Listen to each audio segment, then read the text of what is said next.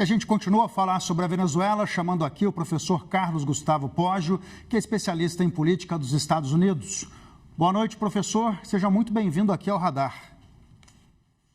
Boa noite, prazer conversar com você, com quem nos assiste. Bom, a gente tem aí 1 milhão de ângulos, para a gente analisar o que está acontecendo na Venezuela, mas uma pergunta que deixa muita gente intrigado, professor, é assim, nesse momento o Trump está conversando com a presidente em exercício da Venezuela, que é também chavista, e é um plot twist aí que muita gente não imaginava quando os Estados Unidos falavam em capturar o Maduro, Essa situação, na sua opinião, é uma situação provisória ou tem uma chance grande aí da Casa Branca fazer um acordo com o chavismo para conseguir o petróleo?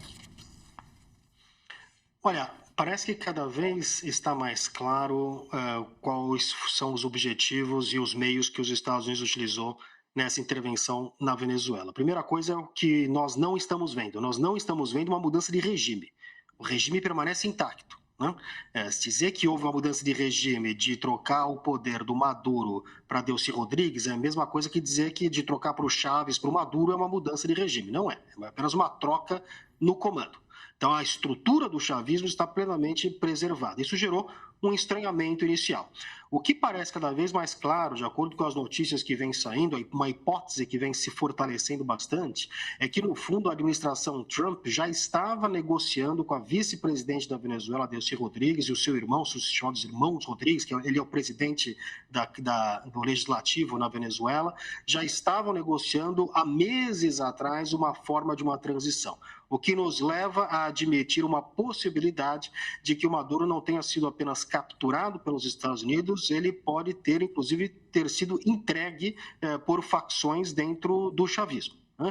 E o que a gente tem agora, o cenário mais provável, é, portanto, a manutenção, e a Delcy Rodrigues deixou muito claro isso numa nota que ela divulgou ontem, poucas horas depois da captura do Maduro, dizendo que quer colaborar com os Estados Unidos. Então, aqueles que achavam que a derrubada do Maduro significaria a democracia, a volta da democracia na Venezuela, por enquanto estão bastante decepcionados. Nós não temos aqui um cenário como é o cenário que houve em 1989 no Panamá, quando foi derrubado o ditador Noriega, numa situação muito semelhante à da Venezuela, e quem se assumiu o poder no Panamá foi o grupo que havia ganho as eleições e que o Noriega havia roubado as eleições.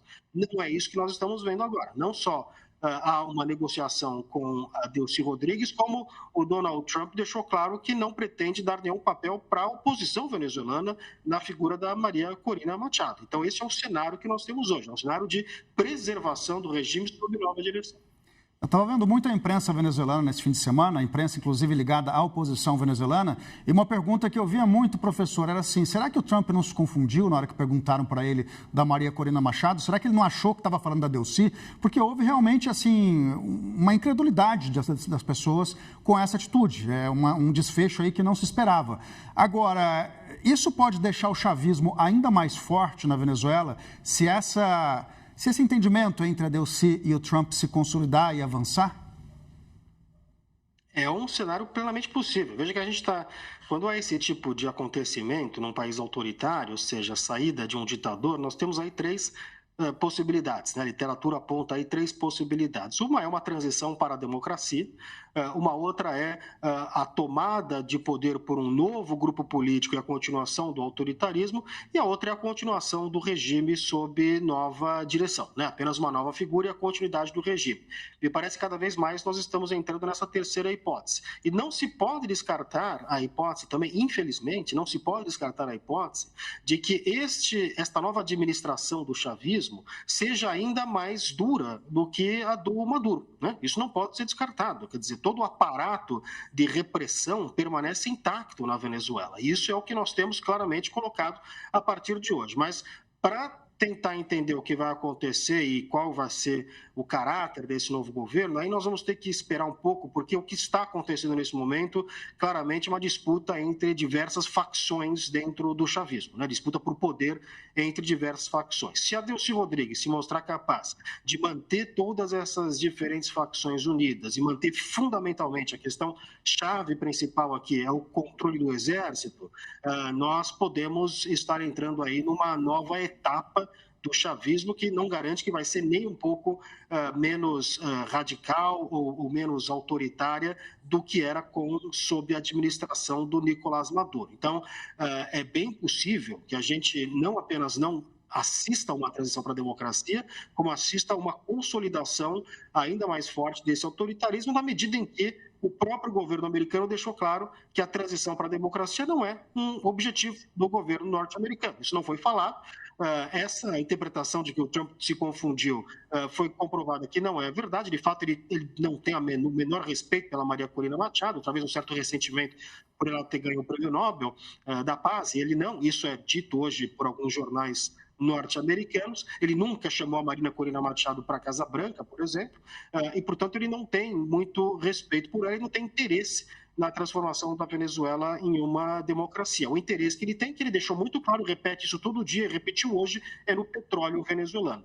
Se a Delcy Rodrigues estiver disposta a dar isso para ele, é possível que a gente tenha um arranjo que mude aí algumas questões do regime, mas não mude fundamentalmente a natureza desse regime político autoritário. É interessante isso que você trouxe, de que ele nunca convidou a Maria Corina Machado para a Casa Branca, porque se a gente lembrar, lá em 2019, ele convidou o Guaidó para ir para a Casa Branca, né? Ali sim havia um apoio mais explícito dos Estados Unidos. Agora, quando a gente pensa no próximo passo aí da Venezuela, hoje parece até que a população venezuelana ela ainda não está tão certa de que ela pode sair para as ruas para comemorar. Eles têm se preocupado mais em manter a geladeira cheia, né, de armazenar alimentos, porque eles já viveram crises muito parecidas. Se tem um povo que entende de crise política e do efeito que essa crise tem no dia a dia, é o povo venezuelano, né, professor?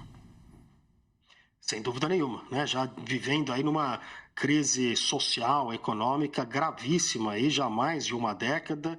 A Venezuela é um país que não está em guerra e, no entanto, se compara a países em guerra se a gente olhar o número de refugiados do país. A gente saindo do país como se fosse um país em guerra, quando, na verdade, é um país que está passando por um desmantelamento econômico, social bastante grande, derivado da incompetência, do autoritarismo, da corrupção, de uma série de problemas que a gente vê no governo Maduro, né?